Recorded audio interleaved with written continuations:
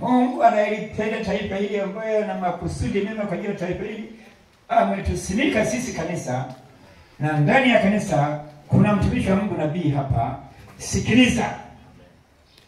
Yuko hapa aseme na sisi, aondoe mashaka yetu, aondoe hofu zetu, na ajithibitishe mwenyewe kwamba mimi ni Mungu wa Tanzania na huyu ni nabii wangu. Ni nabii wangu Bwana.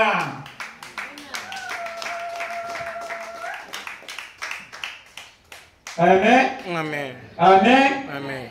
Ndio maana injili ya Yesu Kristo tuliyopewa sisi sio injili ya maneno tu, ni injili ya kuthibitisha ili wapate kusadiki wasiosadiki, wale waabudu sanamu, ya kwamba tuna Yehova, tuna Mungu aliye hai, kwa ishara, kwa miujiza. Kwa hiyo baada ya kuhubiri, nisikilize, aliwaambia mkisha kuhubiri, ponya wagonjwa, viwete watembee, wakitembea ile injili wataisadiki, na mimi watanisadiki ya kwamba nimetumwa na Baba yangu aliye mbinguni. Ndio maana nilikufa lakini nikafufuka, kaburi halikunishika, ni hai.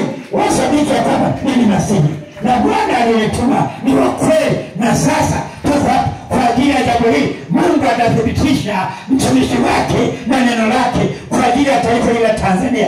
Yeye anaweka wafalme, anawapa kutawala, lakini hawako peke yao. Wakienda ndivyo sivyo,